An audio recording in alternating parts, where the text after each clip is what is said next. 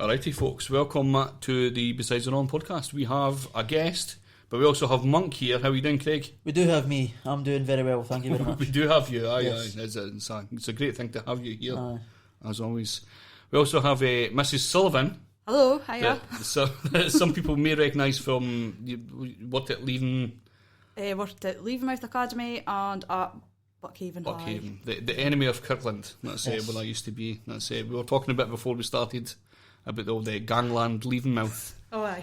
days, the MYB, the MHB, the MYT, sorry. Byron Boys, BYT. the Byron Boys as well. MYB, A specific street as well. The BYT changed their name in Ah, about 2007 to YBT, the Young Buckhaven team. right, aye. That's right. And then the MYT changed their name to the Young Team because they decided that they were the only ones left. How do you ken so much about Because this? I was involved. I was pals with them all.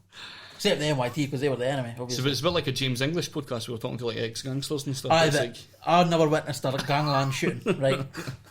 I witnessed gangland threatenings. gangland arguing. Aye. That's Oh, basically you're a this. dick. Brilliant. You've sworn already. I've sworn we already. literally, we said to Michaela right at the beginning, Look. we're not going to swear or anything. Look, as an English teacher, I'm just showing that I've got an extensive vocabulary. There you That's go. right, But that yeah. does that not show? No, it doesn't. There's been studies. And Mrs. Sullivan will prove this. So if you swear, it shows that you have a low vocabulary. No, it right. shows you've got a higher vocabulary because it's another word. Oh, brilliant. If you choose not to swear, you've then got a lower amount of words in your vocabulary. It's maths, Scum. isn't that? Scum. Complete scum. So, Can't comment maths, English.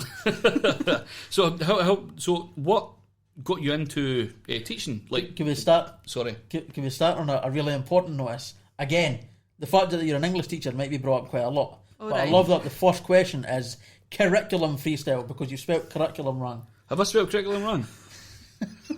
Oh, no. C-I-R-R-I-C-U. L-U-M. It's C-U. See you, Cur. Oh. I always pride myself in being a great speller. You do.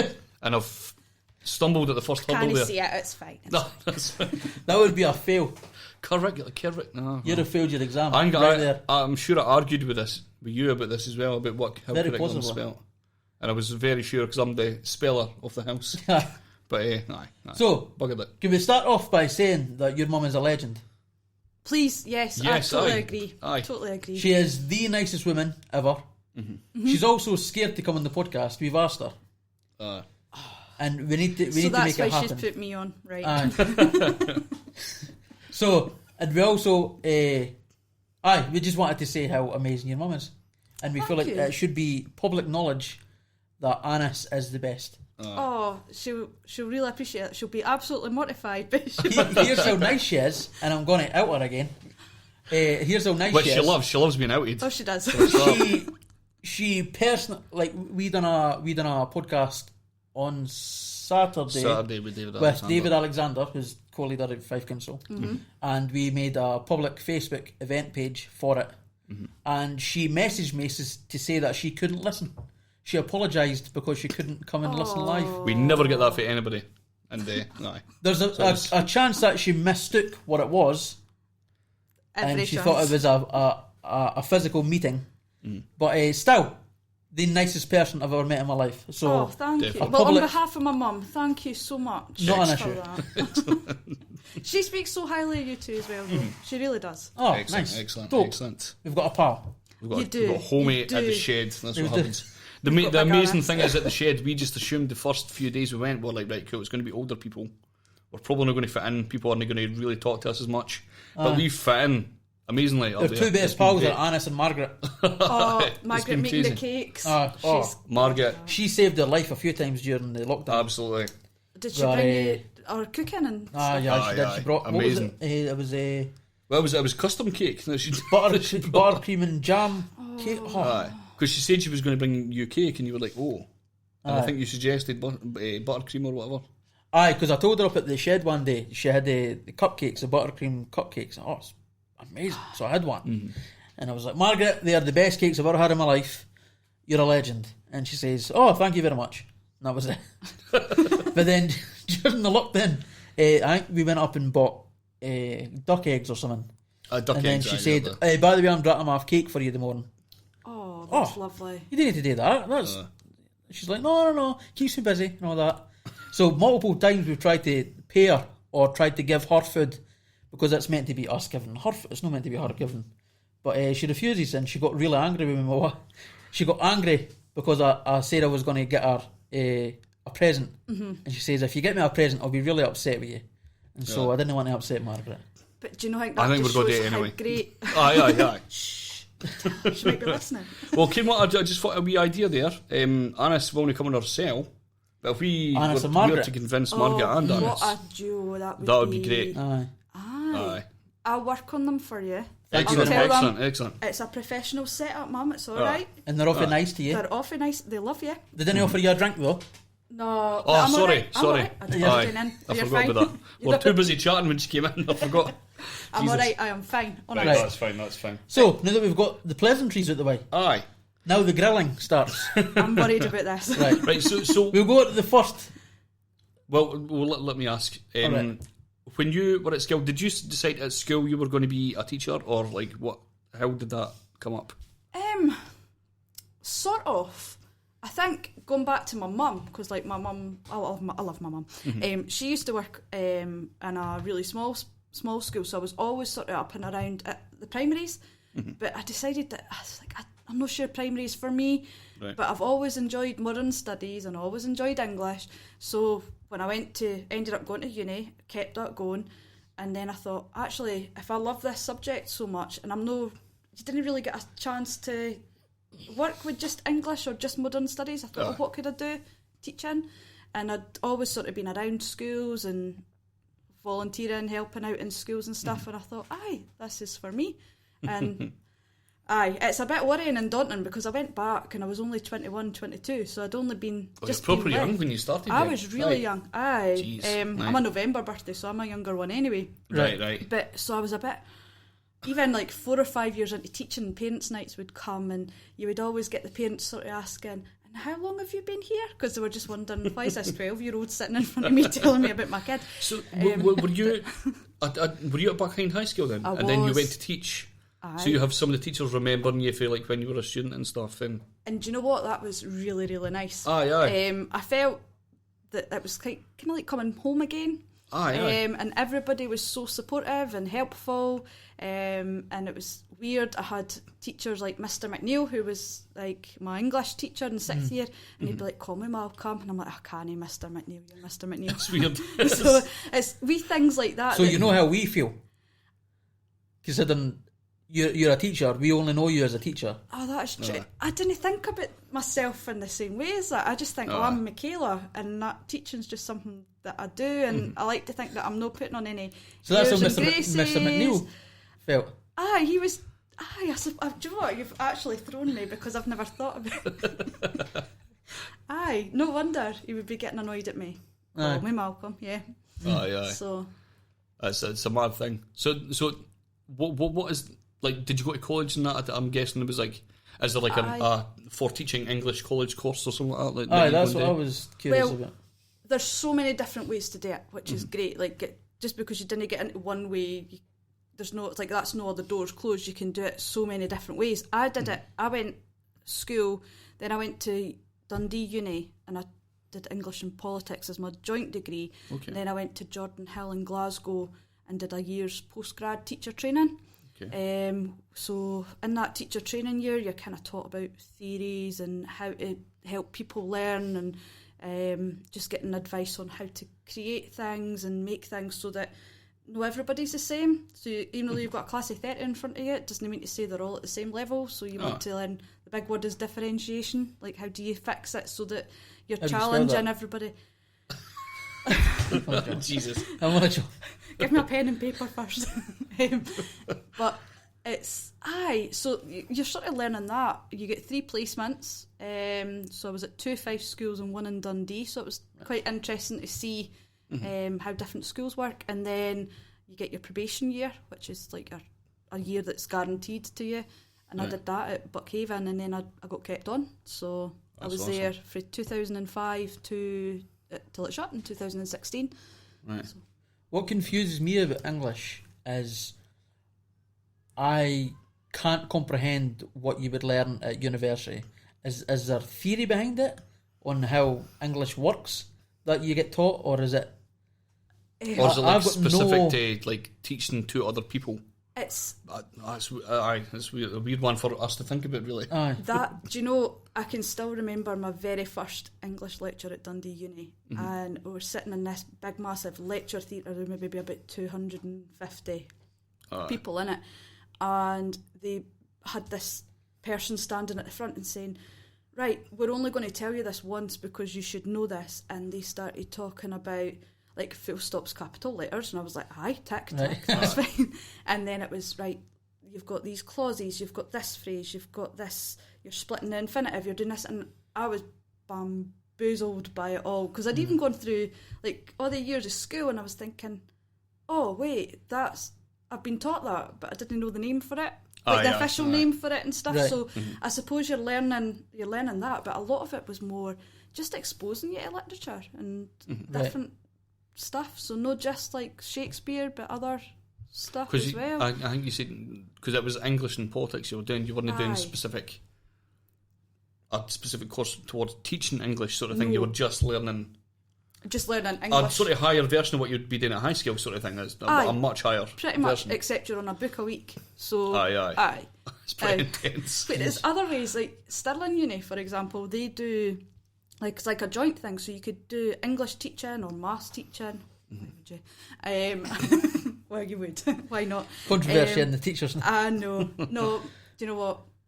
I'll come back to maths actually, because I'm doing that in my current job, which is I'm learning so much, and my maths is getting better. But right, okay. So at Stirling you can do whatever PE teaching, but you learn the theory at the same time, so it takes you 4 years. So you actually qualify quicker than you would if I had been than the way I did it, because I did 4 years at uni and then a year teacher training. But at Stirling they do the joint combined one. But then you're better at English. No. Just don't want to say that, just to... I'll say it. You're better at English. You've done more training in English. Do you know, yes and no, because they'll have spent a lot of time doing a lot of the theory, so they'll know the theory really quite well and in depth and whatever like that. Plus you've got older teachers as well that have been doing it for a long time. I'm a fan of Noam Chomsky, and Noam Chomsky's, like, to me he's a political guy, but to other people he's a literaturist.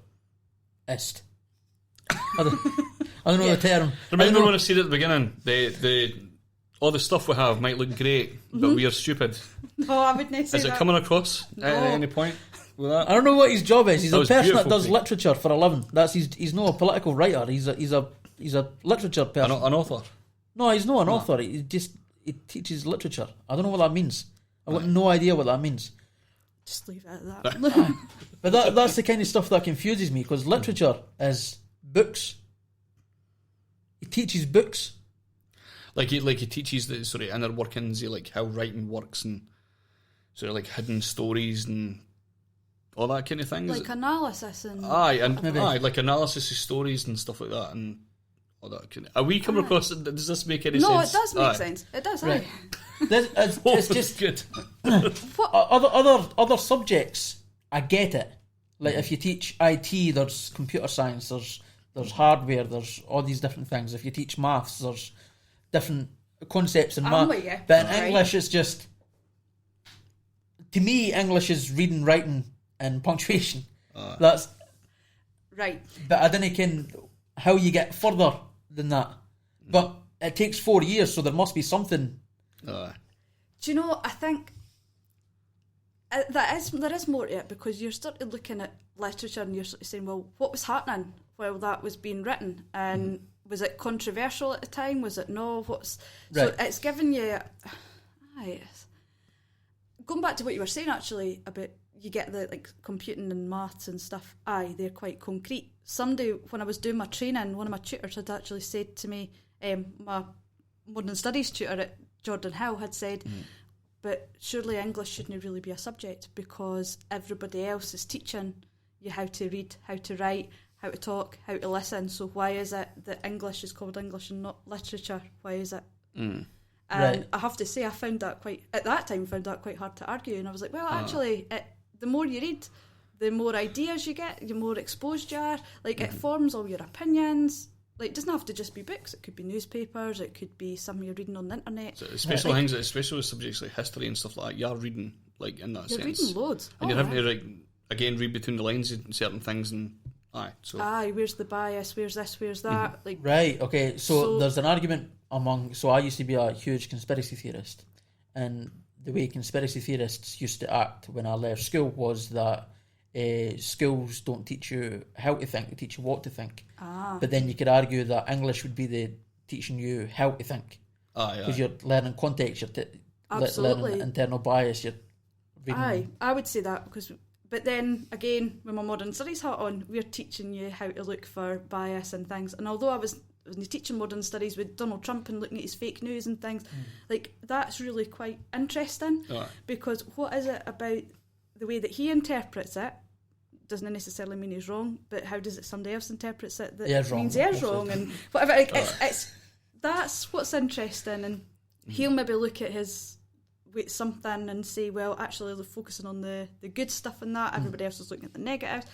But teaching people to actually take a piece of information that they've got and say, well, actually that's not accurate because of X, Y and Z, and I know this because I've read this, this and this, then aye.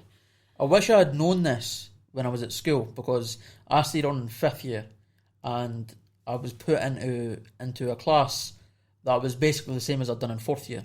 And I was annoyed by this because I felt like I was just doing the same class again, and I had passed. Wasn't a lot, but I had passed. And then I can't remember who the teacher was, but she explained what we'd be doing that year, and it just seemed like I was doing a lot of reading and then a lot of writing down what had happened in the books. And to me, that sounded boring. But if I'd known then what I know now, that would have been pretty good to learn, actually, because it would have taught me how to think properly and how to like sort of achieve things better. Aye, and it's like, where do you get your views for? It's for something that you've read, it's for something that you've heard, something that you've seen. So English, and I suppose actually all subjects, because it's all subjects are responsible for teaching literacy and numeracy and stuff, but if you've got something in front of you and you're able to think about it critically and say, well, I know this because this article pulled out this quote, well, that's what you've been doing when you've been reading Of Mice and Men or whatever it is, or you've done that with fiction, but it's been able to do it in the real world as well. That's it. What I like is see on Facebook where you've been getting all these wee memes that come up, and it'll have an old man's face on it, and it'll say, oh, COVID-19, and it'll say all this random nonsense about COVID-19, and then at the bottom it says, no, this is a picture of Nobel Prize winning whatever, do your own research. And I like that because it's, in a nutshell... You've been on my Facebook page, I share them all the time. Oh, have you? That's a great thing, so. I've seen them all over, but I don't have. But I think they're great because it shows you exactly... I share them so much because I used to be a conspiracy theorist. And I used to just believe... I mean, actually, we're going to talk about this a wee bit later, but in English, part of, I think, standard grade is that you have to research a topic and then do a public speech on it. Oh, yeah. Just to your class. But my topic was how 9/11 was an inside job, and what I liked about it was the fact that I got a pretty good mark on it, I think, but not because it was accurate, because reading back a lot of it was nonsense. But see, that showed your vocabulary there. You were going to say something else. I was. A lot of it was nonsense, but he marked me based on the fact that I'd done the research.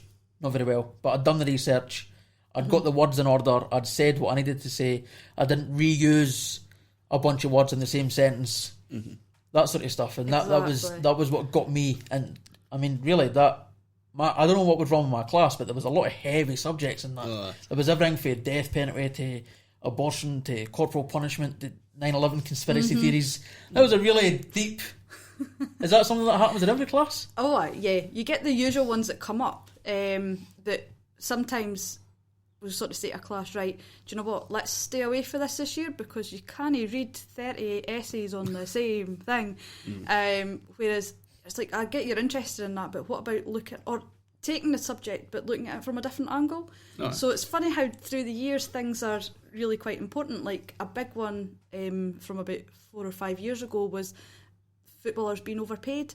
why footballers weren't being paid the same as as nurses really, who are putting their life on the line, or soldiers and stuff. Why is it that these footballers are getting X amount and whatever? So it's like taking, what I find hard anyway, is taking somebody's enthusiasm for a certain topic and then trying to make it different and interesting. And looking at it from a different angle, especially for their folio pieces that get sent away to the SQA. I might find it interesting, they might find it interesting, but then it's somebody else that's marking it. So you're trying to look at it from a different perspective, and then if people see something that's a bit unusual, when they think, oh, aye, that's... So is that maybe why I got a good mark, is because I looked at 9/11 for a different Well, what I thought... Quite possibly. What I thought was, I was just going to ask you that, and I was like... The moon landing was faked. Well, that's... Maybe you got a good mark because you were so smug about the idea of 9/11. You were so smug that you were so prepared, and you thought, right, I'm going to teach these people. I didn't have But notes and either. that's what happened. Aye, that's I didn't exactly have notes either. That was kind of the other... See, there you go. And that's what it is. I was so about your solo fluent talk. in my bullshit that it was just Swear again. You nonsense. can't what you were saying and it was coming out. and like, that was great. Aye.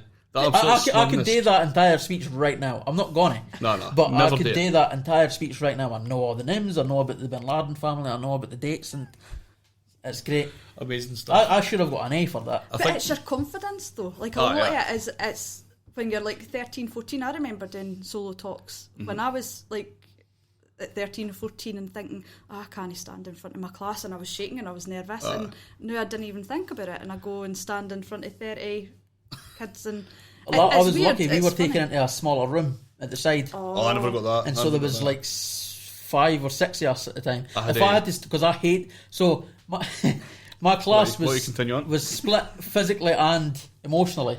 Like, I hated the people on this side of the classroom, and they hated me. And I had my wee group here of people that weren't cool, and then these were the people that were quite cool. And so we had the split there. So I was quite glad that we were taken into this speech class, and I was suddenly more confident. But if I was told, right, walk up to the front and do a speech, I'd have collapsed on my arse. And I swore again. It's all right. I had Mr. Watson for English. Do you remember Mr. Watson? I had him for English, and I was an absolute wreckage when it came to doing that speech. I think I'd done it on like the history of skateboarding or something. Something that I thought everybody would be interested in, obviously. But I just crumbled. Was there anybody interested? No, very, very little. Do you remember what your talk was in when you were doing? Because you would have been no far after me, I would assume. I did standard grade in 98. I had Miss Carmichael. Right, just no far away for you. Oh, I did it on what's his name? The Manson, the killer. Oh, Charles Manson. Charles Manson. That's my jam right Another there. popular choice right there, serial killers. What was it with serious subjects in that? Serial killers. I take it. We had. Oh, this makes me sound like a geek. We'd been doing. You're an English teacher. Okay, It's going to come up. can't apologise for that enough.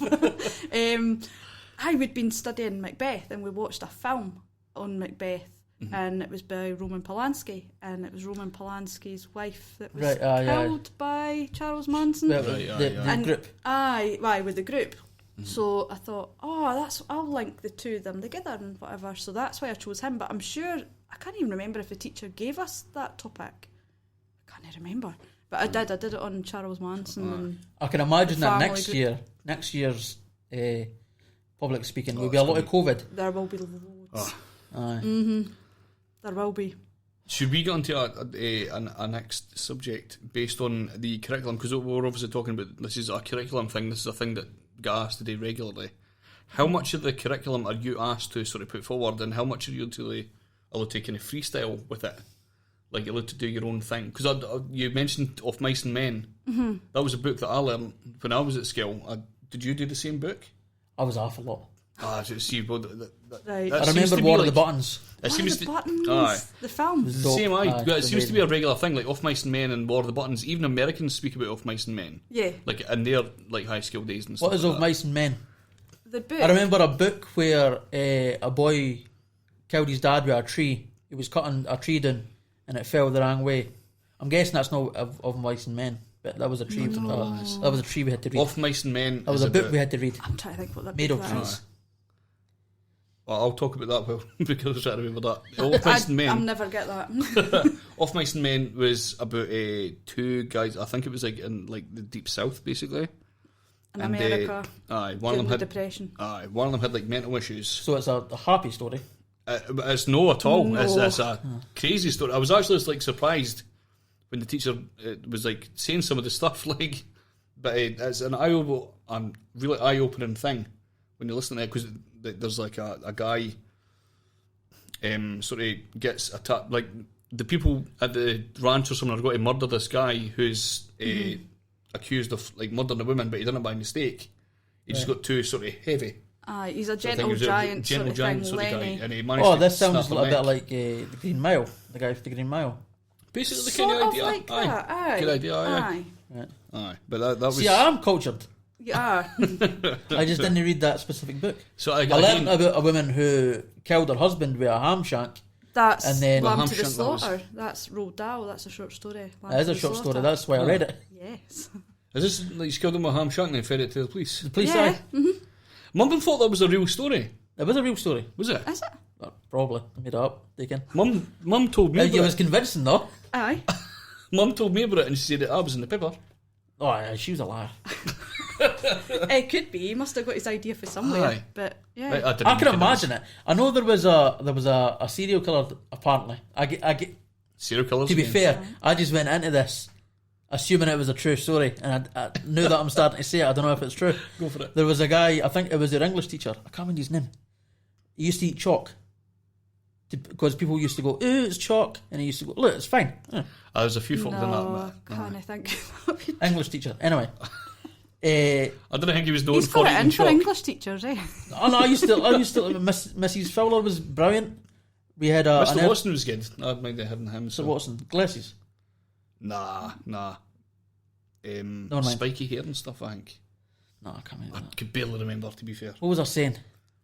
So, See, Oh, aye. you're There talking was lies. a serial killer who used to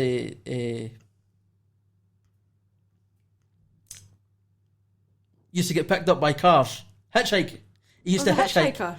And he used to kill the drivers with an ice pick.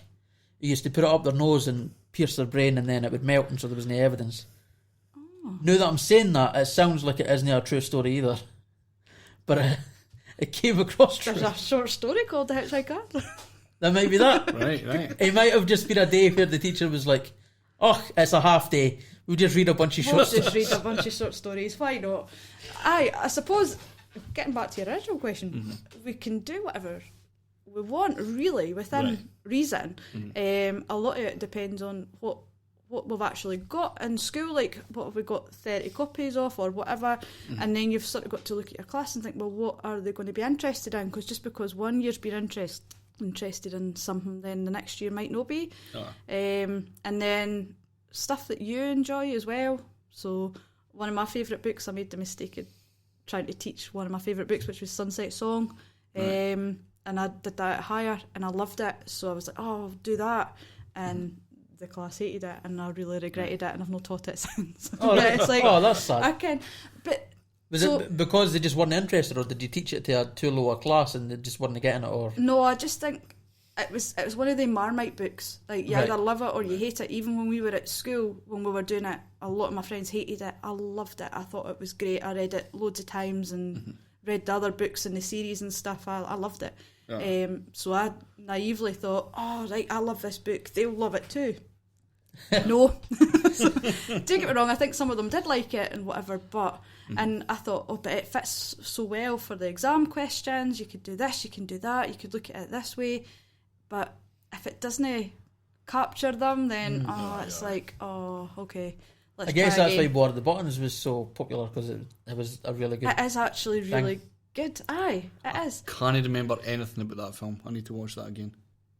It's been years since I've seen it. It doesn't stand up to history very well. I remember, was there a, again swearing again, but shit on a stick? Aye, there was Aye, that's the only bit I remember. It was a wee turd on a stick, and he would rub it on his cheeks, and it was like humiliation. And then they would cut the. Oh, it was a buttons. bullying scene thing. No. It was Buckhaven and Kirtland. They'd Gangland leaving. they'd got into a fight, and Kirtland were bullying Buckhaven because Buckhaven was poorer than Kirtland, and this is all fake. It's an Irish film. Trying to improvise as best you can. I'm going to give up that because There's the drama kicking in. I'm This starting is to lose. I'm starting to lose what it was. So I'll just tell the actual story. So So the 2 schools in Ireland, one's more rich and one's poor. I can't remember the names of them. But they get into a fight because one of them done something that was against the rules. They had rules. And then they start this wee war thing. And they started properly, like, strategy, like war strategies going into these school kid fights. And it was good. But they couldn't, like, go and stab each other because they were kids, and it just wouldn't make a very good film. Oh, yeah. So their idea was to punish with humiliation. So one of them, it was cutting shoelaces off and cutting buttons off, and the other one, it was rubbing turd on their faces, and that was sort of the punishments. Right. And so that's a bit you remember. Until they hurt a rabbit and then they stopped, which was quite nice. I like the fact that animal welfare came before. Yeah. Ah, pretty good. Unless they were trying to get money, in which case they just killed all the rabbits and sold them their skin.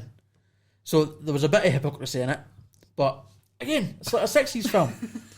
You can't be too... I've not seen it for years, and I'm like, I vaguely remember that. I can't confirm nor deny. I've amazing, no idea. Amazing film.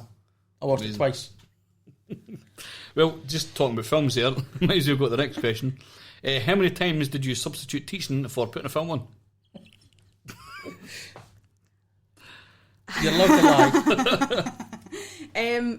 See, in the later stages, you were able to do films study instead of using books. Right. So there was a lot of time we were watching the films and stuff like that. And I would try to say to them, well, we'll have to watch the film as often as you would be reading the book. So you would be going over like a scene or a chapter or whatever, and they'd be like, are we actually watching this again? And I'm like, yes, you are. Because you're going you need to know it inside out and back to front, and it's the same with books. And I thought that they would be more receptive to watching a film over and over again rather than reading a book over and over. So I think I ruined Saving Private Ryan. So what kind of films are people. Was it Saving Private Ryan? But it's amazing. It's a great film to write about for an exam. It's long though. It's a film I've never seen. I need to see it. But you have to watch it. Right. The first 10-15 minutes is just spectacular. It's brutal. They were saying that there was veterans watching it, and they were saying, that's exactly what it was like on the D-Day landings, and you could talk about all the camera angles, the sound, everything, like go into it in big style on that bit. So we used to do Saving Private Ryan. I like Jurassic Park as well, and it was out in 1994, so I think it was when I was fairly young. And when I would tell them, like, we're going to do Jurassic Park, like, Jurassic World. No, the original. The real one. That's going to be terrible. That's going to be. It's going to be so fake. It's going to be so fake. But see, when you get into it and you properly look at it, the CGI is amazing in that film. That was like one of the I think Star Wars was one of the first to mess with CGI. But at least Jurassic Park messed a bit with some Jim Henson puppetry and stuff like that. It was and mixing it together, and they've done an amazing job. I've got to be honest, I've never seen Star Wars or Jurassic Park. You've never seen Jurassic Park? So I'm going to no word about Star Wars, but the Jurassic Park. I'm going to go into a fourth year English class. You have to watch Jurassic Park. It's amazing. It's still a really good film. You forget that you're actually watching something that's not real. You actually think that dinosaurs are real, and it's like really good. Wow. I remember the wee dinosaurs puking on somebody or spitting on somebody. The one that comes skin flaps. Like a cobra. Aye. That's one bit I remember. And the guy stuck in the portalo. Yeah, and the T-Rex comes down and kills him. It's a good film. I remember 2 bits. It's amazing. Watch it. It's a really good film. So it tends to be films more than books. No, you have to sort of do a mixture. But there's more films now than there used to be. I would say so. Yeah. Right. There's a whole other section in the exam, so you get a choice of, like, just as you were saying about the curriculum, like, it is so open. Although there is a section where you have to do what we call the set text, like the Scottish set text, so it has to be a Scottish author, and you've got a set list for the SQA that they change every couple of years or whatever. Right. So you have to teach that, and then you've got free choice of whatever else you want to do. But if you're doing a poem for one bit, you have to do a play for another bit, or a novel, or a media piece, or whatever. So you were talking about that you taught a book that you liked, but the class never liked. And you said that was tough because they weren't into it. So what happens with the cases where you're sort of forced into a specific set of things that you need to teach, and then the pupils can't be bothered? I suppose it's kind of it's hard. That is the hardest bit of it, is like saying to them, oh, you kind of just have to do this. I sort of try and say, well, okay, if you're not enjoying this bit, you might like the next bit. Like, oh, we're going to be watching a film, which appeals to majority of folk, but then there'll be some folks sitting there like, I don't want to watch a film, I want to read a book, or I want to learn poetry. So we try and do as many different things as possible, so that, okay, you might not really like this bit, but you might enjoy that bit, or you might pick up something else. But then when I was talking about Sunset Song, that was the old hire, so there wasn't the same options. Like, you still had to do, you got some element of choice, so they would have to do Sunset Song and something else, whereas now you have to do the Scottish bit, but the other bit that you can write on could be anything. Anything else, aye. That was always the issue I had in English, is I was alright at, apparently I was alright at the public speaking bit. I was alright at the reading a passage and then writing down the answers for that, but that was like primary school stuff as far as I remember. Oh, it's like your close reading and stuff, aye. But what I was never able to do was read a book and then write about the book. I've got a huge comprehension issue the with book reading. review sort of thing. Aye. I could read fine, but none of it stays. Unless it's like, I know the words, like I'm no dyslexic or anything, but nothing stays in. I cannot remember the sentence that I've just read. I've got the exact same issue. I didn't think you had that, so that's cool. I could read an article, because I could read an article 5 times and comprehend it, but a book I cannot.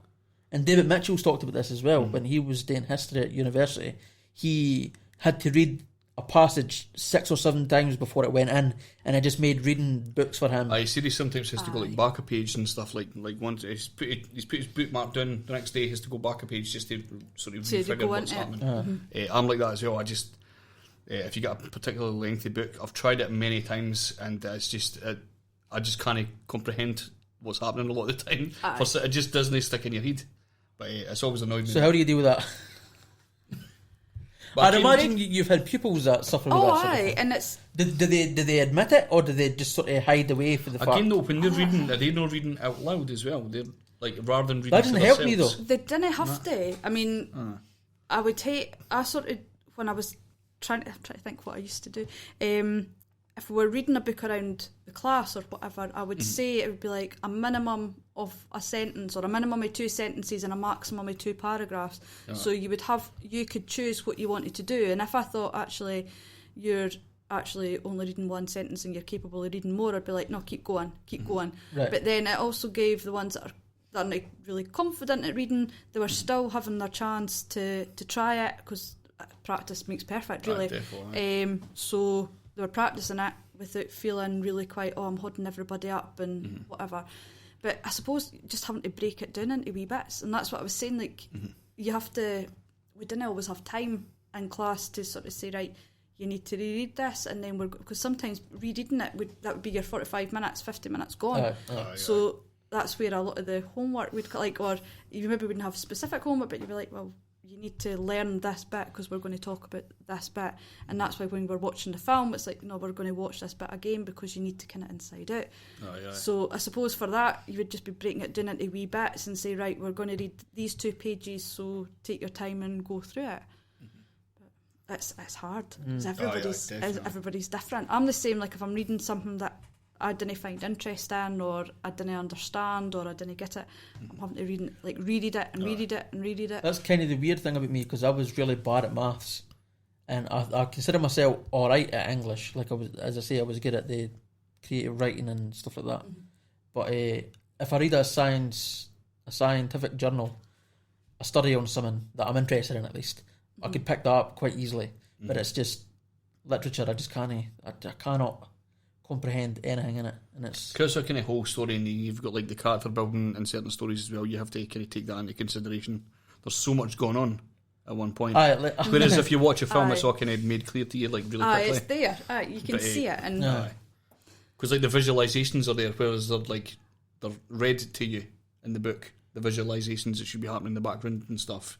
You can see it happening in a video. I think that's maybe the issue, is that I can't visualise stuff very well in my head. That explains the sort of horrible jokes that I was able to make with you and Mum. That never went into my head, but you two were both disgusted, whereas I'm able to just pass on my day. Like, it doesn't. That's it. So maybe that's what the issue was. It could be. I don't know. But can you take a room like if you walk into like a new house or something, can you take a room and be able to say, right, oh, we could do this to it, this to it, this to it, and that to it, and see what it's going to look like? No. Can you do that? I can't do that either.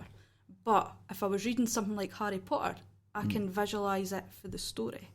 Right. So when I saw the films, I liked them. That's harder. The for one me. is it?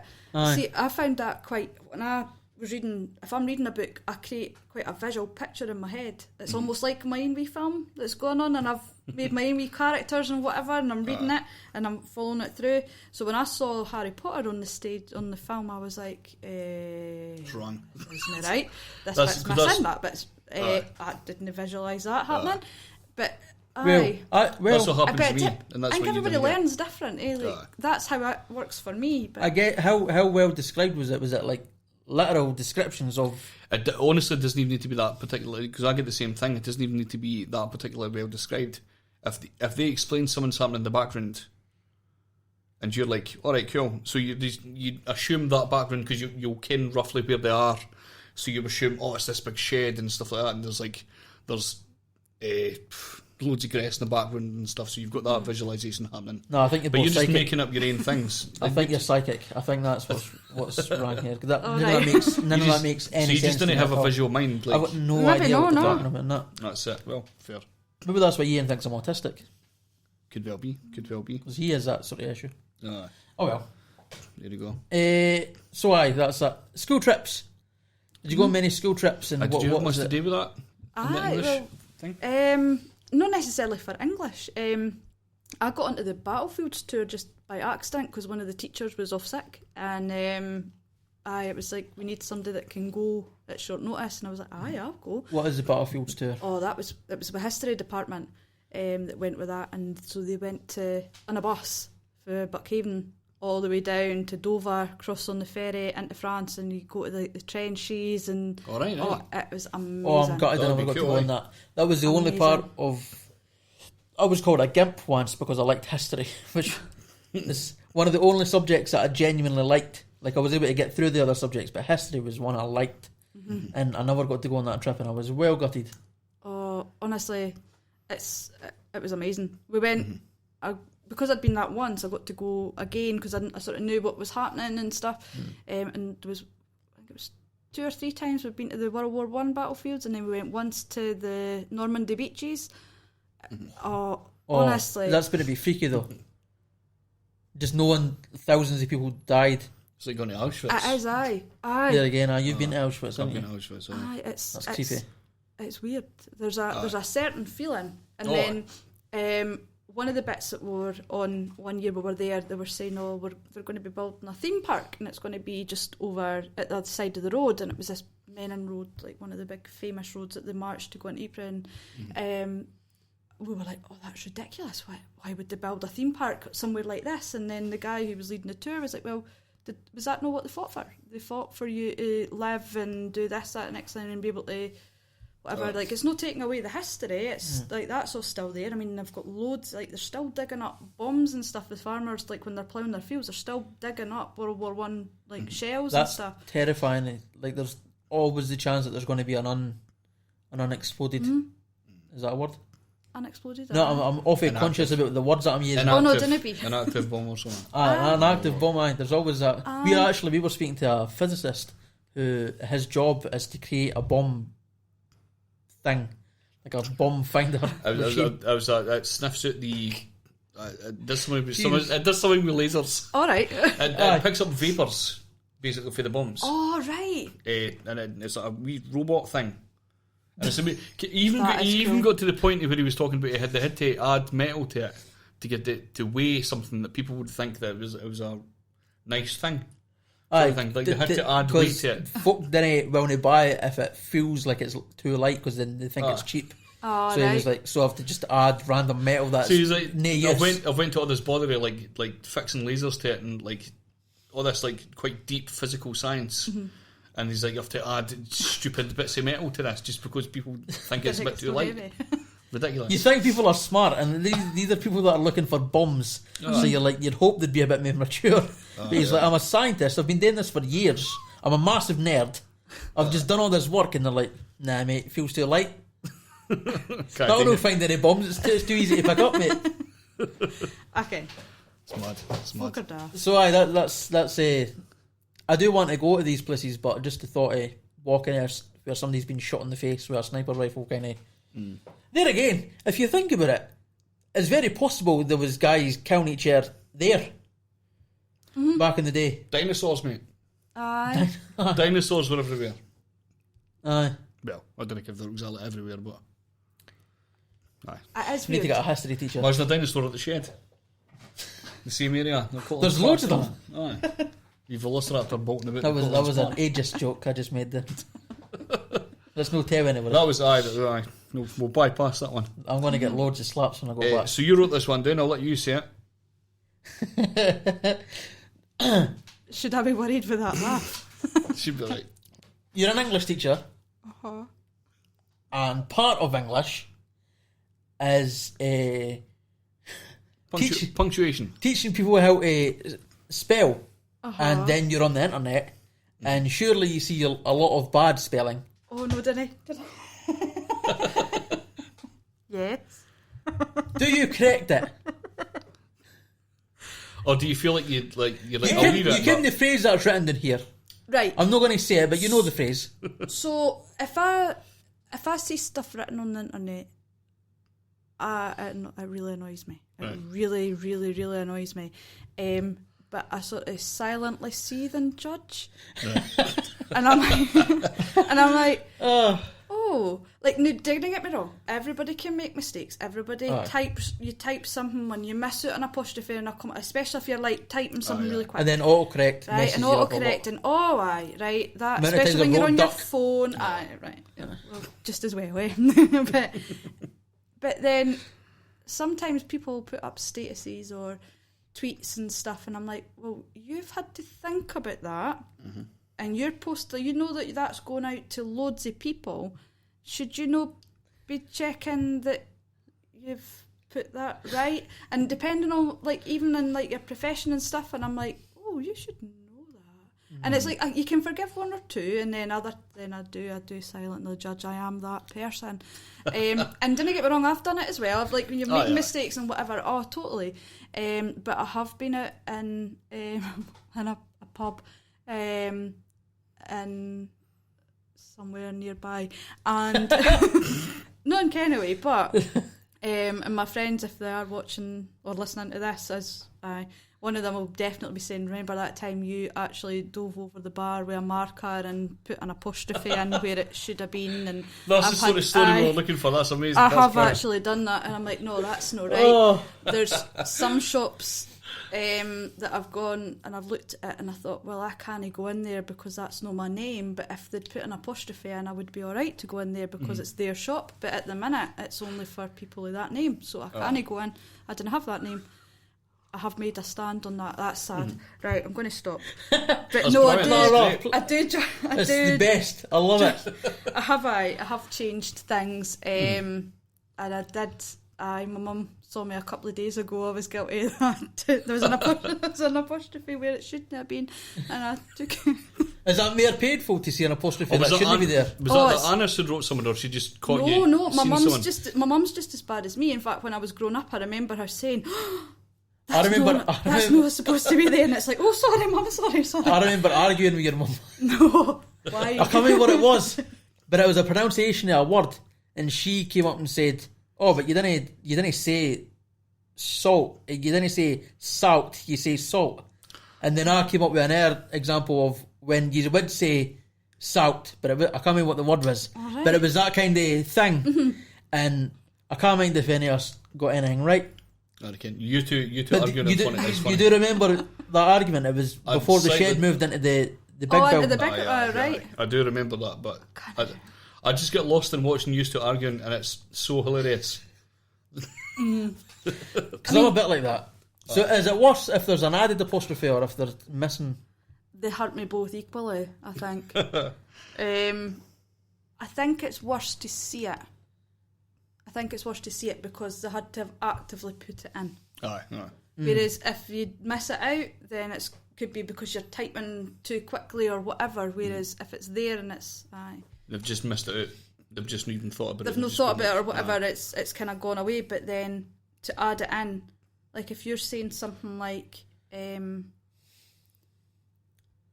reckon peas for sale, you would just put PEAS, but you wouldn't put PA''S. I'm really bad for that, and you would hate me. Oh no.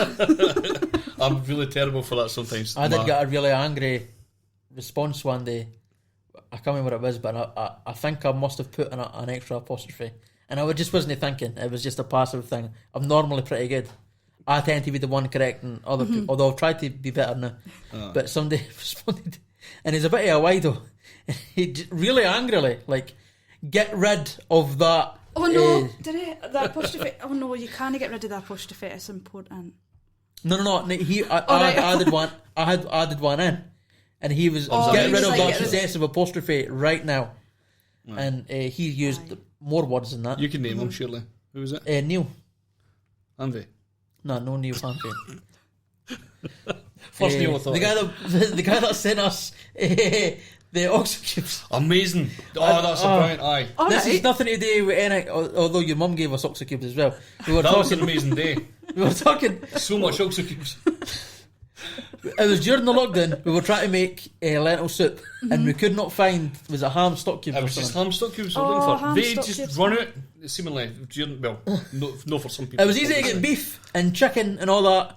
Ham stock cubes were nowhere to be found. Pork stock cubes as well. It was like, pork I've never seen them before. Nobody uses pork anywhere.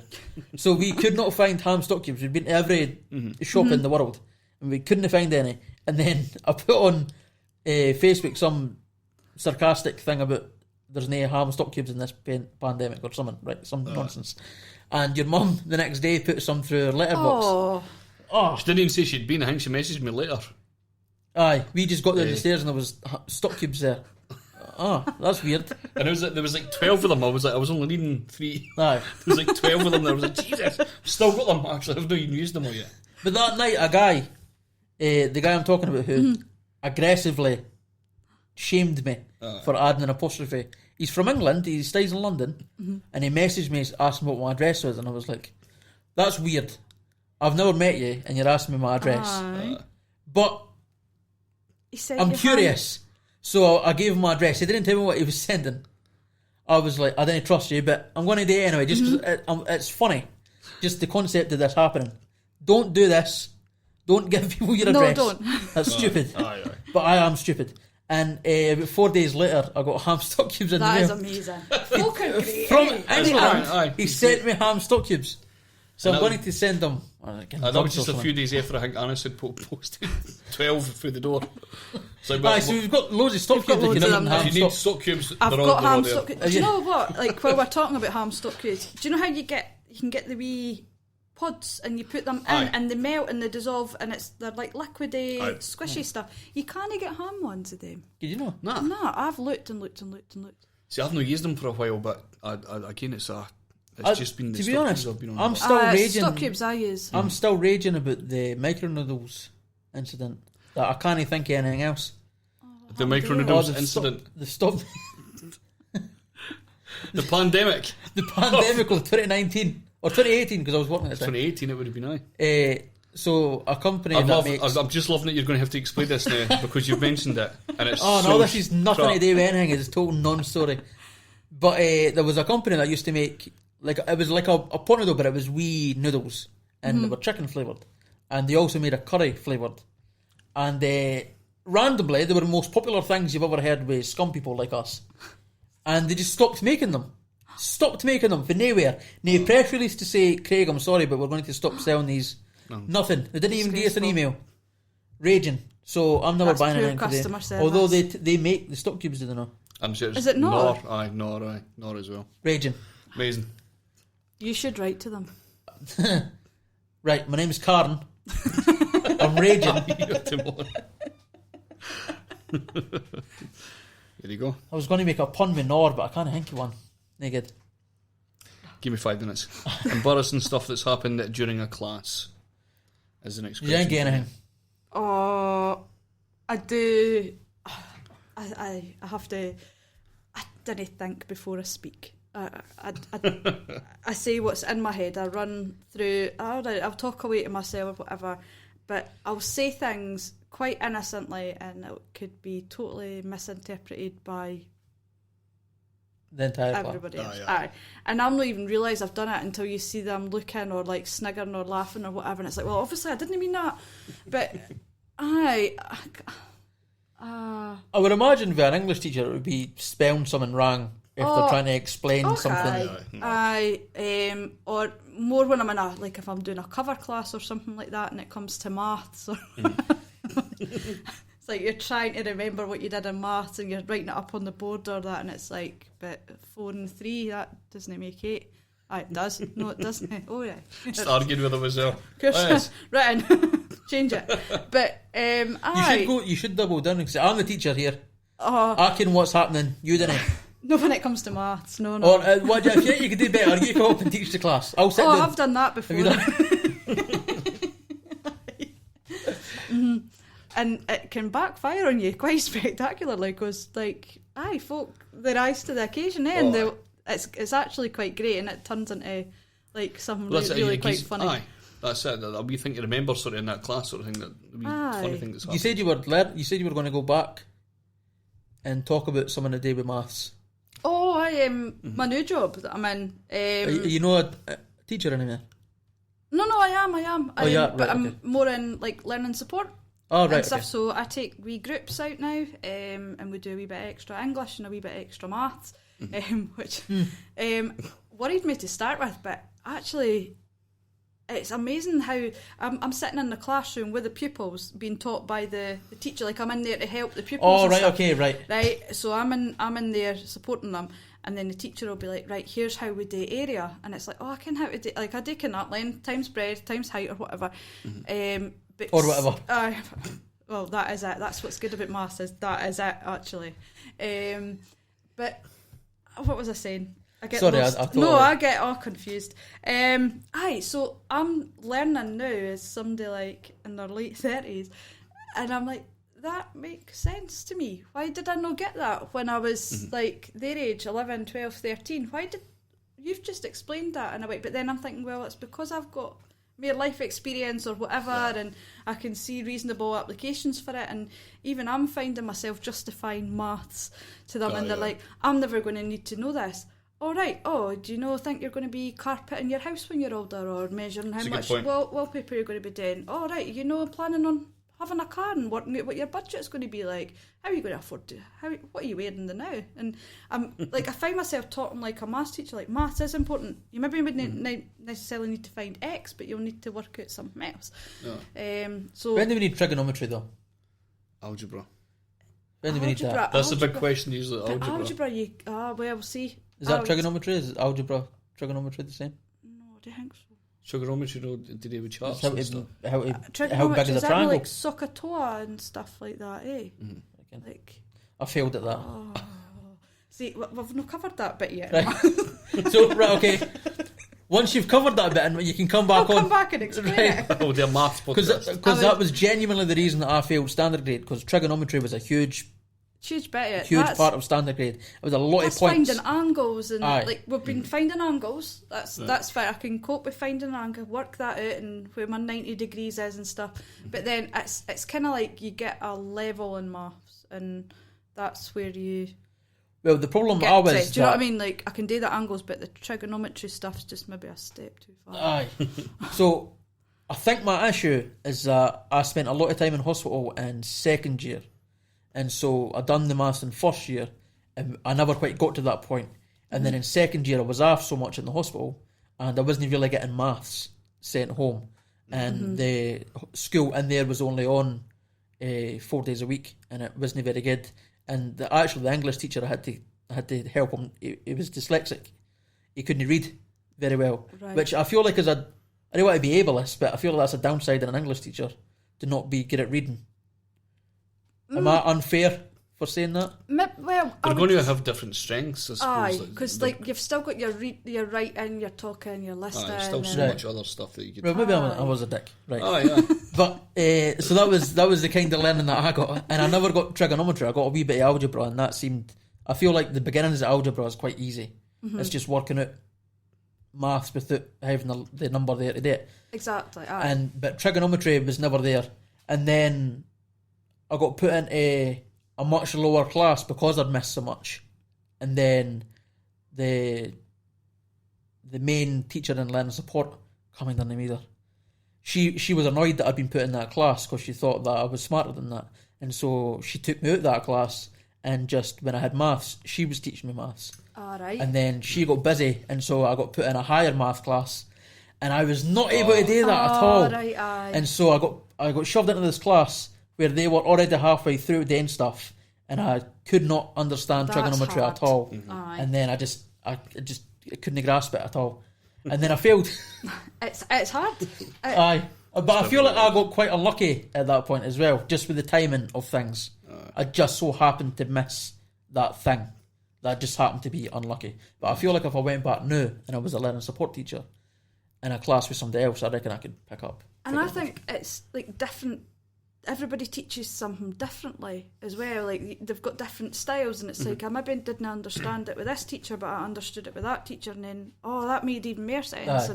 So it's been great because I've been able to go into at my new school, like 2 different teachers teaching maths, and it's been great. It's I would also sit feel in a like maths, I actually love being in my maths classes. I don't know if it's because I'm learning something. Because it's new to you as well. It's learning, subject, and I guess when you're picking it up, it's more fun.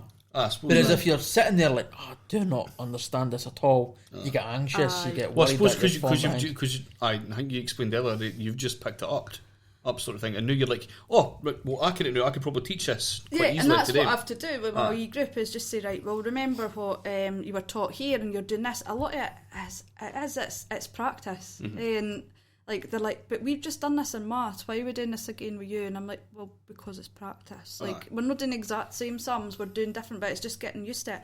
And that's what I struggled with. Was I knew what I could memorise my formulas and whatever, but I couldn't work out when to use it. Do you know what I mean? Like, when have I to use... Well, I know what that formula is for whatever it is, but do I use it here or do I use it there? Why do I know... That's what I couldn't understand. This is one of the things, and we've coined a term for it. One of the things we keep talking about is one of the most important things in learning is the click. The click, guy. When it just clicks into place, when it just clicks in your head.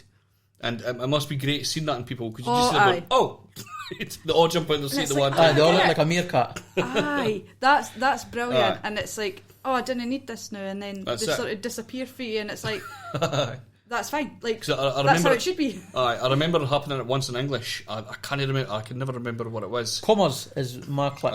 It was something, and I just remember it clicking into place, and I was like, oh. Right, I totally got it, and then I got through the work, no bother at all. I was struggling for weeks, and I just went click.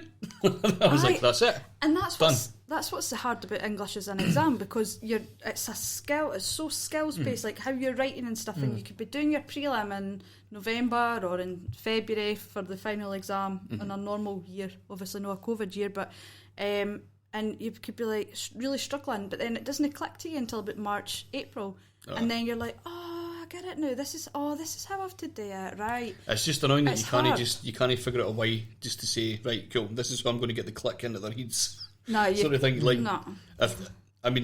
Jobs would be so much easier, sort of thing, if you just go, right, this, and then you go, aye. Which is sometimes you think, I try and work it out, or I try and relate it to something that they know, but then sometimes that works, sometimes it doesn't, and you could still be trying to think of 35 different ways to try and explain something, and you can't always, but you just have to hope that... I didn't get that click for commas until college, so I was 17 or 18 before I understood, that's what commas for. I didn't understand that. It could just be some... But now I use commas instead of semicolons sometimes, which is where it would annoy you. You could feel the anger in Michaela right now. No, actually, not so much...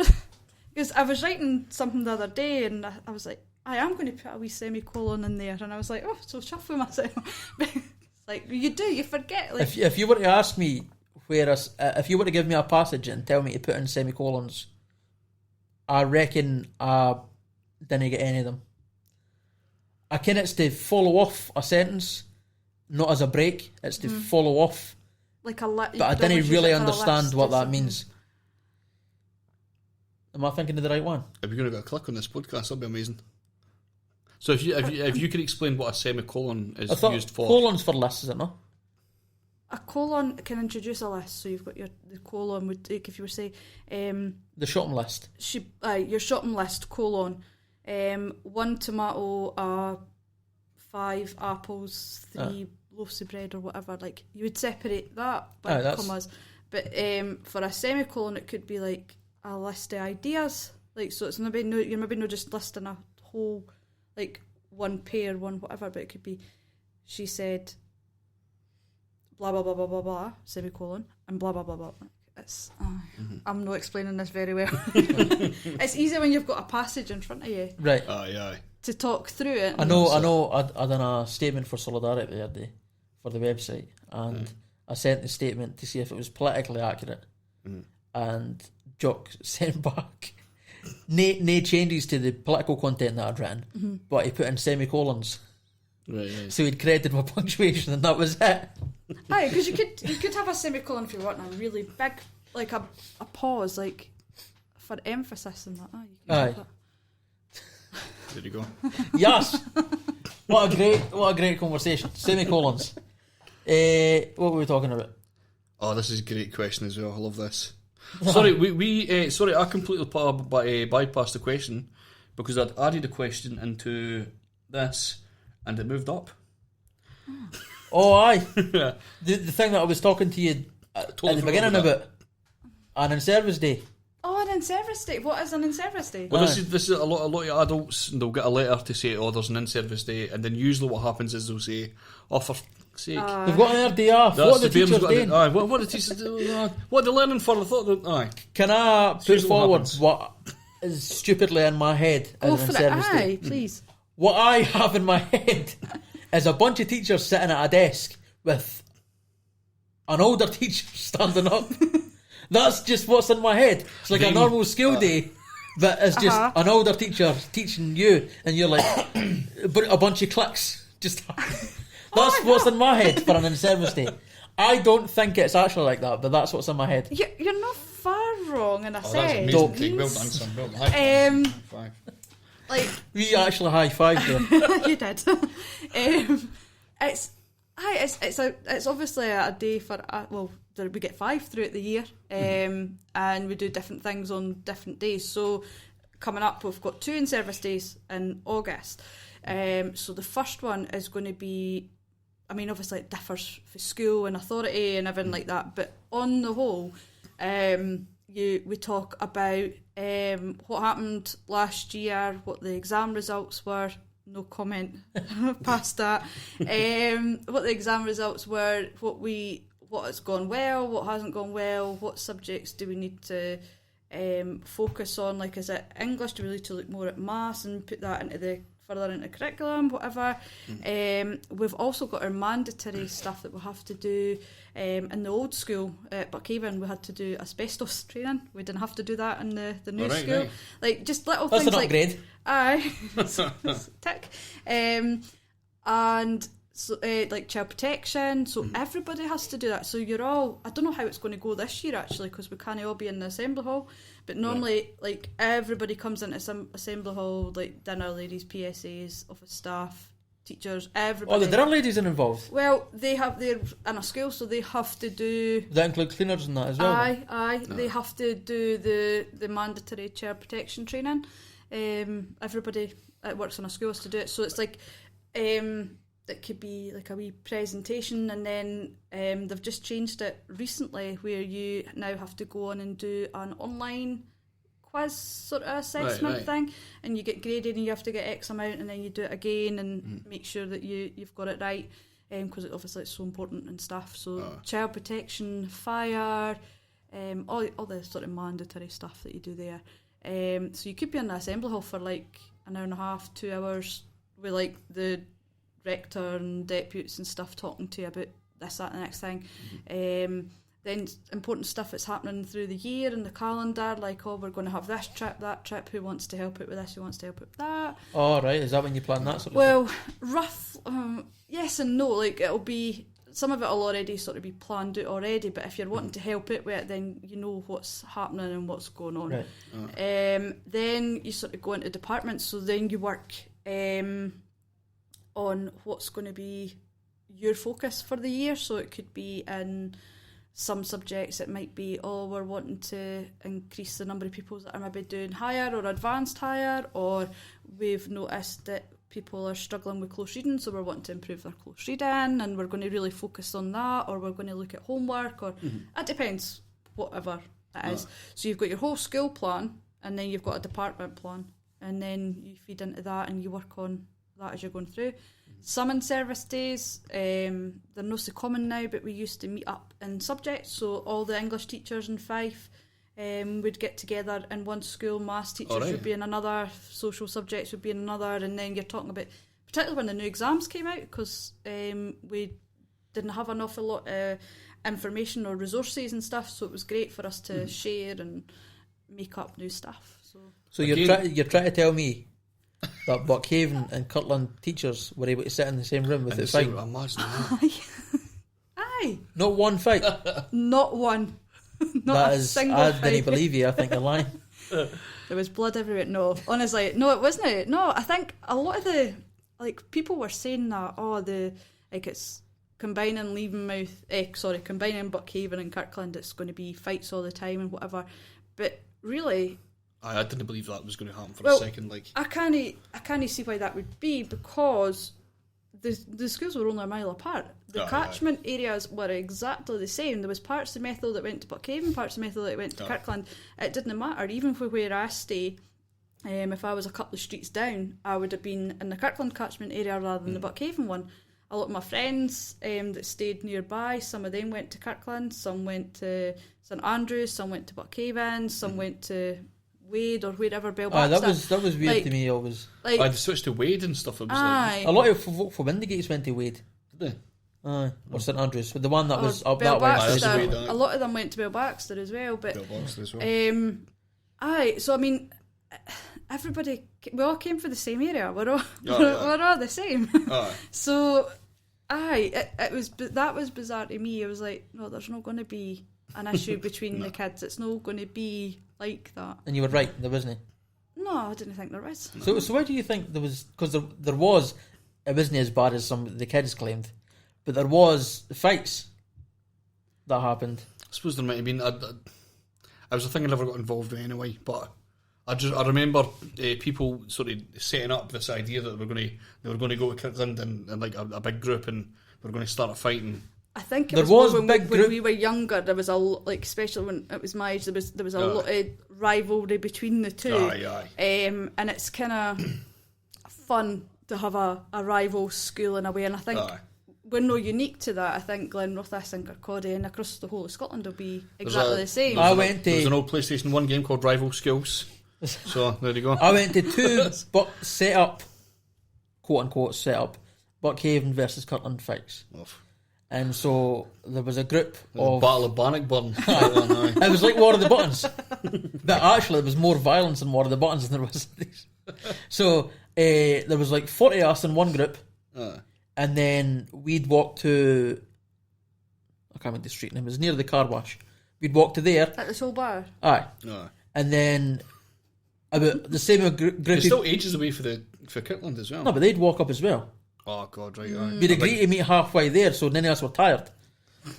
Then you'd see a group of maybe 40 of them turning up, and then they'd run back to their school, and we'd run back to our school, and that was it. Incredible. That was as big as the fight got. Incredible. And they're lucky, because if they'd came closer, I would have put one on their chin.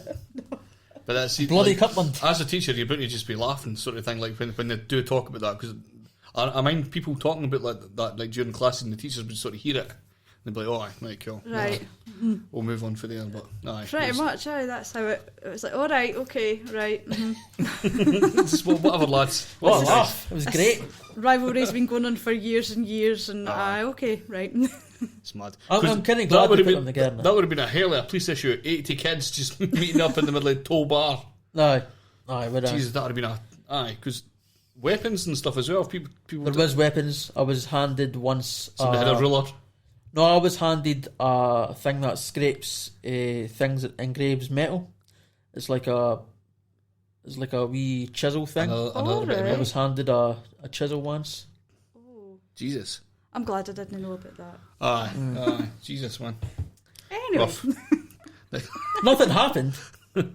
We ran away, but I was just holding this chisel.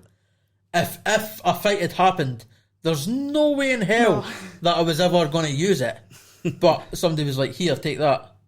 They'd stole a bunch of stuff, and I'm like, "Jesus, you need to be sectioned. Oh, definitely. You're 14 years old and you're carrying big sharp weapons." Someone that you've obviously stolen for Techie. Aye. Do you stab kids? Aye, You're totally, 14 as well. Aye. Well, just to chisel them, just a wee No, shave. just to chisel them, aye. Aye, just that. So aye, that was crazy. But no fights with the teachers. No, I'm just Well, imagining Mr. Watson and Mr. Viatric and everything like that, just getting together and... Can't do any of them. I didn't get any of the Kirkland teachers on, that was the... Oh, they'd already left before we Are they moved. They were alright? already away. Jeez, Mr. Viatric and that as well. Who's Mr. Vietrick? Art He was an teacher. art teacher. He was my Reggie teacher. Aye, I had Miss Jordan and he had Miss- family in Kenway, I think I remember him saying one did day. he? Aye, a while ago. Aye, again. Kent Art was the first place I got lines. Yeah. Aye. Got it. Never got lines for years, and then I painted someday. You painted something.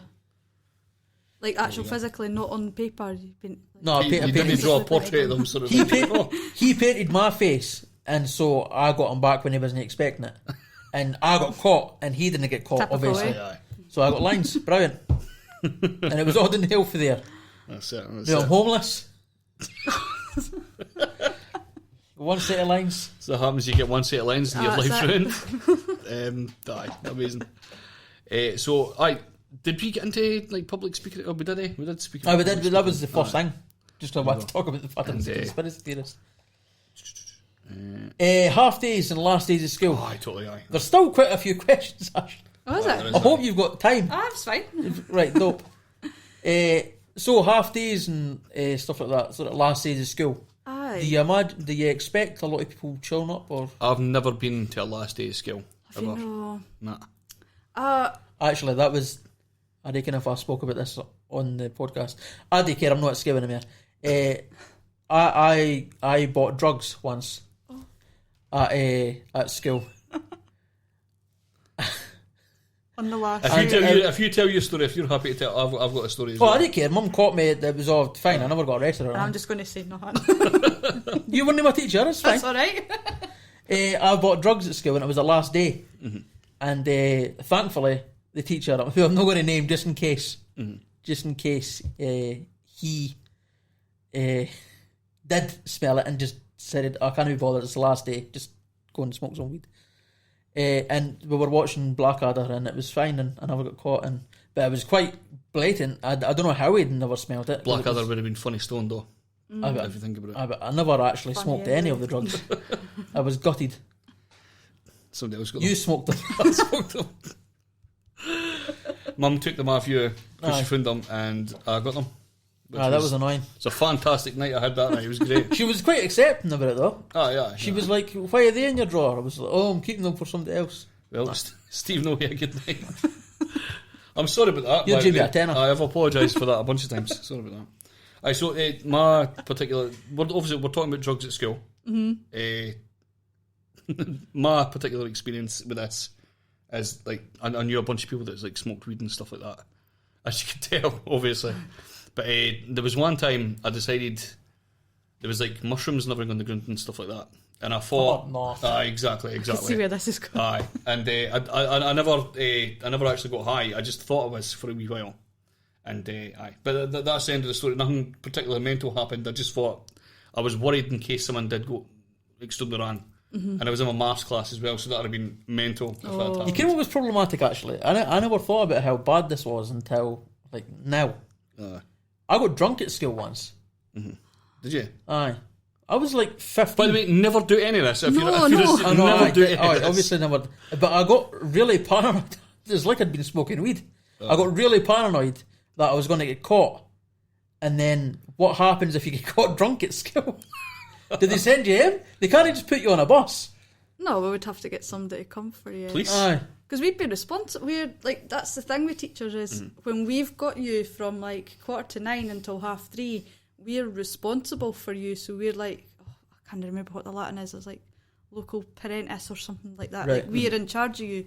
So would you get me like a kebab or and chips and cheese So and like, we drink your water. some reason they're like, you'll be needing a kebab. No, we would have to phone. So what is We'd the process? flight, we'd so phone home. So if I got caught, the teacher, I imagine, would send me to the head teacher, I would imagine, or the office, and just say, I'm pissed. Probably take you aside. Walk you to the office, I would They assume. would walk me to the office. They would have, because they would be concerned for your well-being. Well, because I mean, guaranteed. it wasn't a lot. It was just. I mean, if you were psychic. drunk, you're not making it to the office. And if you thought it was a good enough idea to have a drink before you went to the scale, they're going to be like, he's not going to go to the office, obviously. No, I was drinking at the school. Oh, that's even better.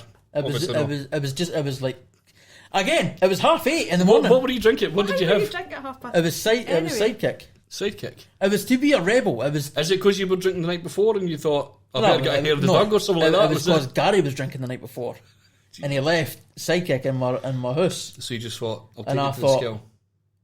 Well, I'm not very cool, so maybe if I drink alcohol, I'll be hard. And I was just a wee prick. It really is what was happening.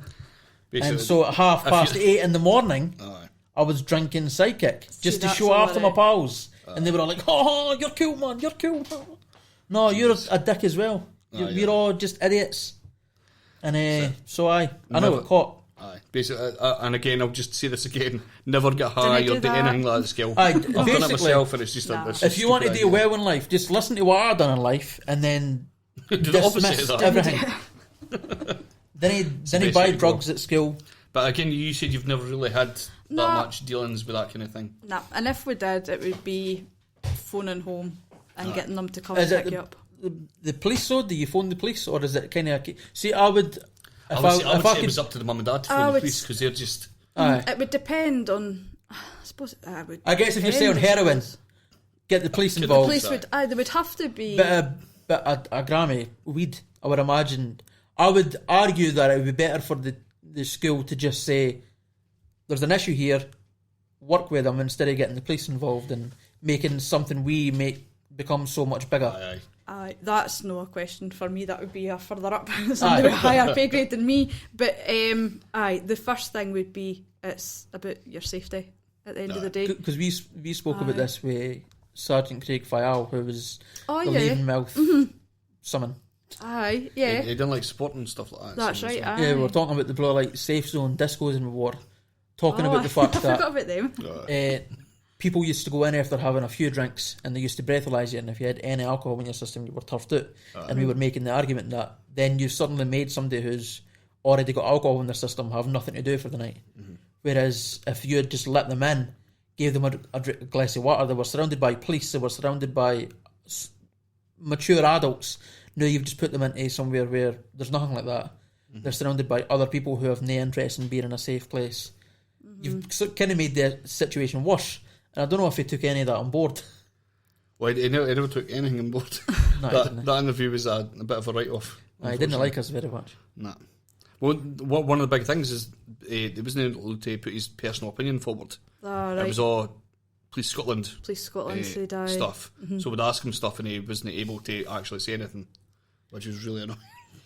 So that's just one of the things. But It is hard, eh? I mean, Aye. I suppose they're looking at for the safety of everybody who's at the blue light disco Aye. as well. It's hard, but for us, it would just be phoning home, getting somebody to come and pick you up, and making sure that you were all right, and then deal with the consequences, whatever they would be, after That's you it. were safe. Eh? Aye. so it would be the Presumably- idea of the parent let the parents deal with it sort of thing.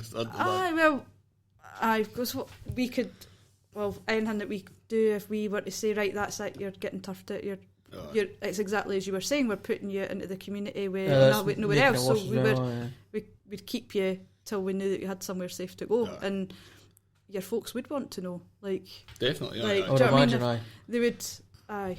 Mum would have been happy. Well, not a bugger though. I got caught tinging it. The assault would have been severe. Aye. It was the ting. It was bad for me. I wasn't really a It was ticker. horrible. I wasn't really a ticket guy. Hell days and everything like that. Just horrible. Well, I was. I was never a. I got caught by you once. Weirdly enough, I used to tick it at the scale, and I was never an arsehole at scale, but I was always like, I just had no interest in it, sort of thing. Mm-hmm. So I always buggered off. Basically, is what happened. But I ended up getting into youth work after that, and then so I was running about. So I was like, I think it was up at up near the Den. You were leafleting. You were doing leafleting. We were doing leafleting that day, me and Katie, and I happened to look down the Den, and I just seen young Craig and one of his pals. I'd spent that entire day alone. That entire day was on my own. I was so bored, and that's why I never ticked it again. Well, that's I bored myself out of ticking it. I was with Katie, me, James, and there was a few other. There was like Framey as well. And we all shouted down. We're like, Monk, what are you doing? I would just see him sort of pretending he never sort of heard us and stuff like that. It was great. It was fantastic. It was like 3 o'clock. And I might have blackmailed you when you got him as well. We were blackmailed in the family. I was half an hour away from getting away with it. Bastard. I mean, somebody gutted for you. I mean, somebody. I was walking up the bottom park, and it was I'm sure it was a wee cousin. She was. This is the time you caught me taking it. Aye. So there was other ones. There was other ones. Aye. I never thought. She was like, "Oh, I seen your brother." This was the first time I done it myself. Right. She was like, "I seen your brother today at the skill," and I was like, "Well, that's normal. He goes to skill. I'm assuming. I didn't make you tell me this." And then she was like, they was thinking about the primary skill and that, and I was like, that's a different skill. So what's the thing up there? But what they used to do was like on the last days and stuff, like when lad and last things were happening. Oh yeah. Used to get a bunch of the. That wasn't it. Was that not it? No. I've mixed so a couple of it was when the people. primary school was shut. Was kind of the knocked one down. down. The old one down. Aye. So we used to tick it in the old primary school because there was always. Jesus. You weren't allowed in, obviously. No. Yes. But it would be condemned. They had no one checking. Bits. And it was quite a big school. So it was like, if somebody came in one bit, you jumped out on their bit and it was fine. Like there was plenty of doors to run out. Aye. There was plenty of windies to run out. So there was always a window that they'd forgotten that was to underneath the stage area. And they just never closed it. Never ever closed it. I reckon why they never closed this.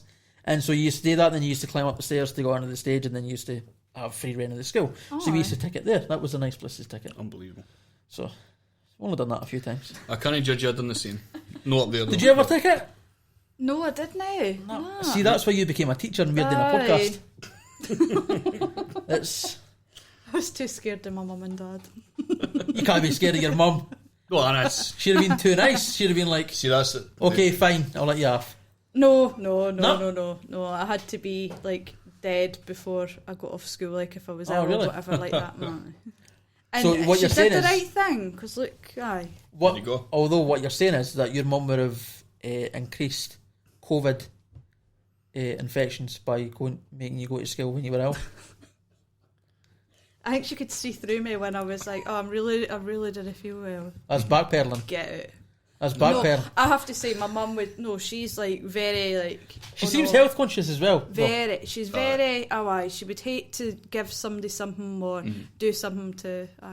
I'm quite like that. I have to say, like I don't want to hurt anybody or whatever. I hate when folk are at school or at work or whatever when they've got the cold. Just I can sometimes it's hard to get a day off work, but you're making somebody else sick and somebody might have a respiratory issue and you're going to make them worse, and then they need to take a day off even if they've got no more days off to take. And I just feel like it would be better if everybody stopped being ill by staying at home. I think a lot of folk will do that now after COVID and stuff because we've shown that we can work remotely, we can do things at home. I suppose maybe teaching's a wee bit different and whatever, but like there'll be other places. You could do classroom teaching. Have you done that Zoom call thing? Zoom call school?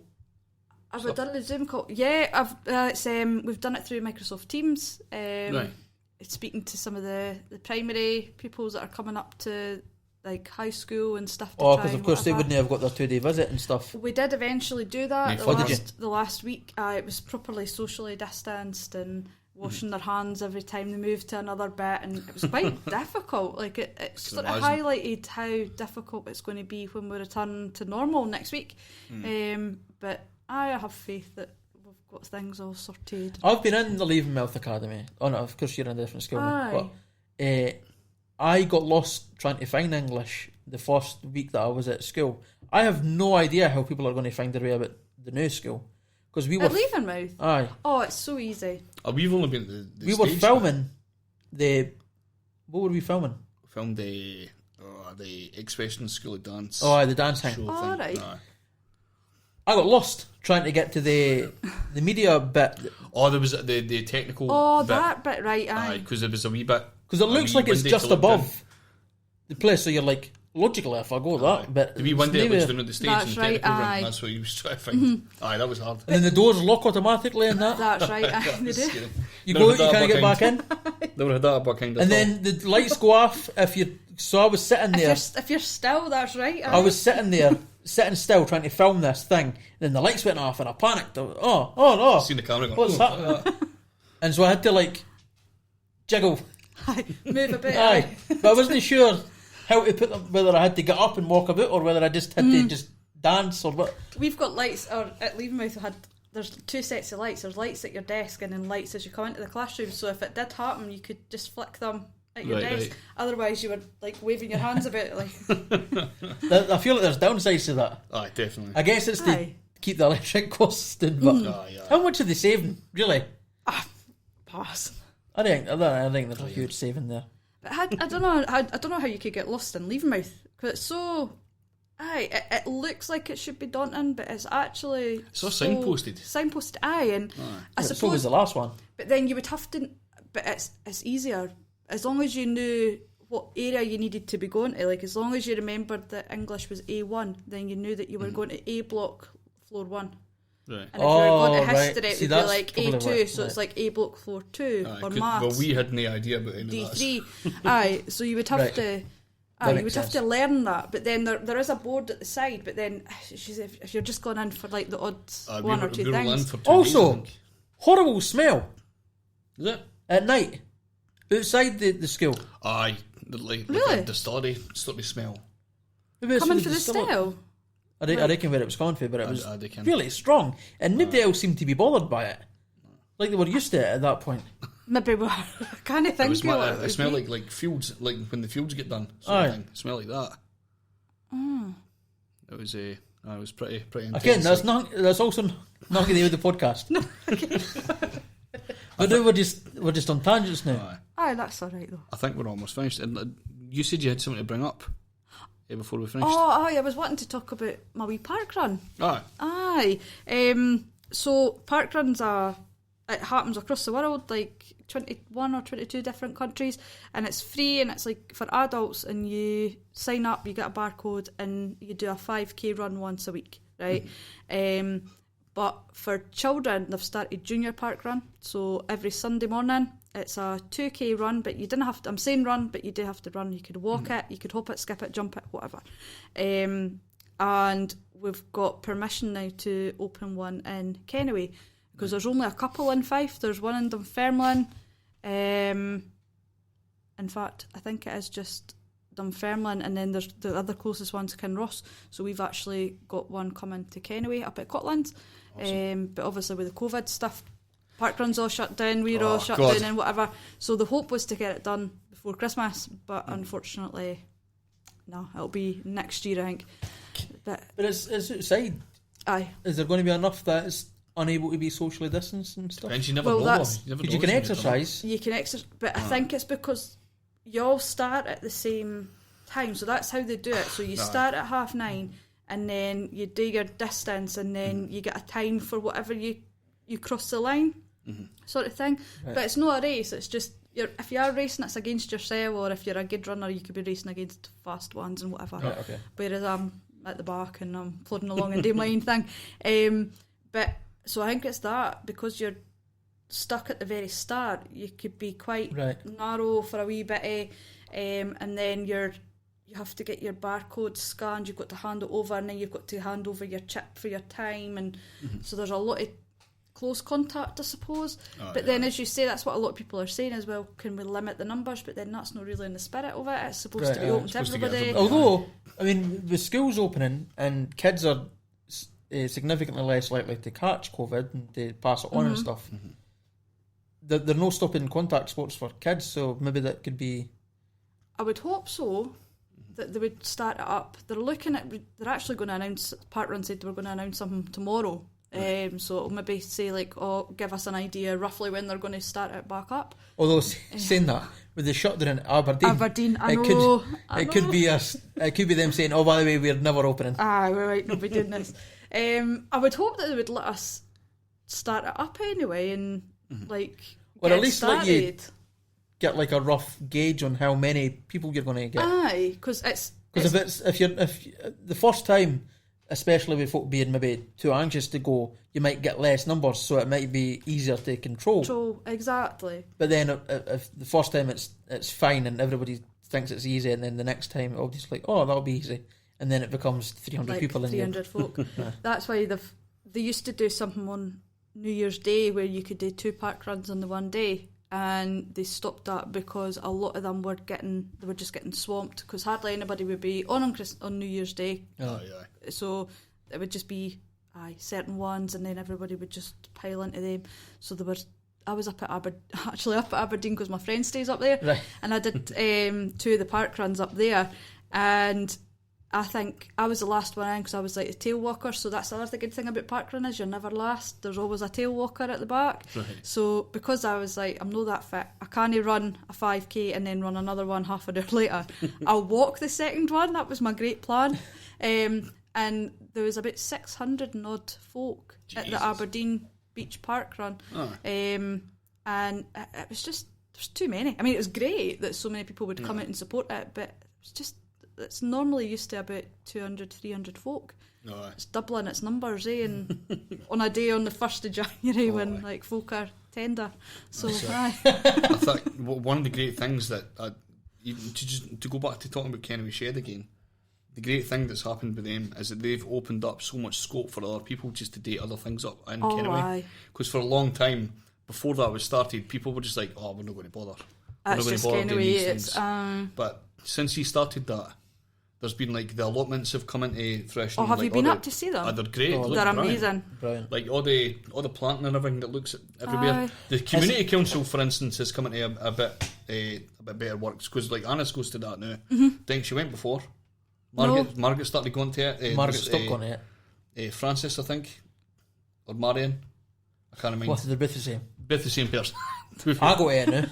I never used to go. Well, that's what I'm saying. Do you go to the council? Aye. But because of the shed, it started to get a wee bit more people going, and then you've started this.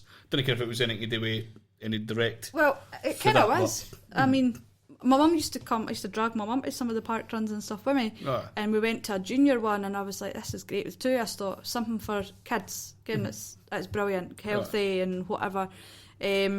But it's having Bob there as well, like being able to say, well, look, why don't you do this? Why don't you try that? I'll close off this bit for you, because obviously it's going to be happening at the same time roughly as the football matches. Oh, right, yeah. Well, we'll finish before they start, but still, so Bob's been brilliant.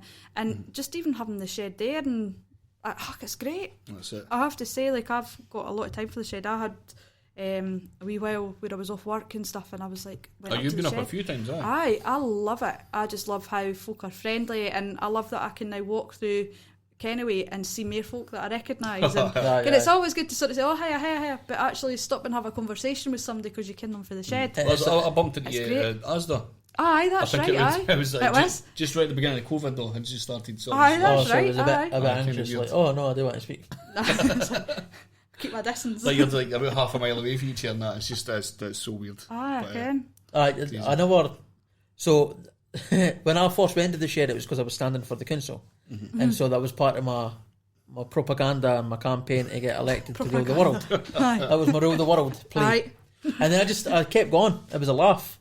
And the only issue is that people now think because I cannot work computers that I cannot fix their CD players, and I'm not an electrician. I've got no idea how to do any of that sort of stuff. It's Margaret. Is it Margaret? Is that actually Margaret? She posted in the Kennewy community share. Alright. Amazing.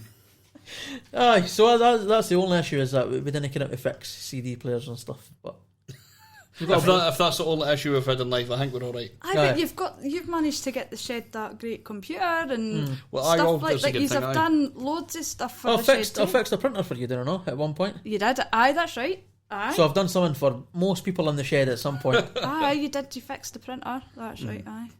So It's great though. Like, I love it. Good. Folk that you can just go along and it's like, oh, what's your skill? It's this. It's that. It's the next thing, and it makes you feel great actually coming away from it. There was a point where I wanted to go up and teach sign language every week because I was learning sign language, so I would have been a couple of weeks ahead of everybody else, and so I could just teach what I taught a couple of weeks before. But then COVID hit, and so it was kind of. I was also wanting to teach a computing class, like just basic things like how to fix software issues and how to update software and. Maybe just even how to go on Facebook and use it properly. Aye. I think that'll be a good thing. Even slight hardware changes like changing RAM, changing a hard drive, that sort of thing. So I didn't care if you need to go to that bother for them. No, but see, just the Facebook thing, just tell them to go on Facebook and like how to tag people. Or how to send an email and stuff like that, eh? And I see a lot of people, a lot of older folk, they'll go on Facebook and they'll just write to their pal on a status. They'll no tag them, they'll just write their name, but just expect them to see it. You just show them how to do that. Am I going too far I've then? a lot. So I'm going way too far. You've got, like, with your RAM and there's that, no absolutely. way. There's no way Anis and Margaret are going into the computer. No chance. No, but say Anis has been doing a lot of treasury work and she's filled up her hard drive with numbers, right? There's so much accounts and stuff like that. She could be like, oh, I'm not going to buy a new laptop because that's full. I'll just change out the hard drive. No. Can you do that? You can do that, aye. It's actually really easy as well. It looks intimidating, but it's really very easy. And how long did it take me to teach you? Well, not even a day. I didn't even teach you. I just said unscrew that and then take that out and then it's done. Aye. Really? A few screws. It looks intimidating because you open it up and there's all like the wee chips tiny bits and stuff. It's a drawer. But you're no anywhere near that. It's just taking out one drawer and putting another drawer in. Aye, basically. The only difference is that you have to screw the drawer in. Aye. Right. And you have to do Just that a drawer. in real life. Still wouldn't trust myself. I would ruin it. Right, so I'm going way too far then. Aye, basically. Right, so I'm going to start something. Need to reel it in, son. I need to reel it in, like you do with a hard drive, because it sits in a rail. There you go. That's a perfect way to end the podcast. Craig boring everybody. Brilliant. We just talked about English for 2 hours. Exactly, that is true. That was an enticing conversation we've just had, and you've just bored everybody with that. Get it off you. Anyway, well, thank you for coming in. No, thanks Michaela. for asking me. And I will get my mum and Margaret. I'll tell them it's not as painful as you think it is. We'll absolutely pester them and see if we can get them in. That'd be great. Absolutely. Probably not the best way to go about it, pester them, but we'll see what we can do. That's how we got a lane. But aye, that's it. Excellent. But aye, we'll actually, that's how we got Michaela as well. Pestern. Aye. There you go. It works. It works. It's not person, it's perseverance. Yes, that's perseverance. Aye. Well, what was it? What was old buck? Perseverando. Perseverando. Living the dream, eh? That's it. Perfect. Well, thank you very much again for coming in. And Thank you. aye, thank you.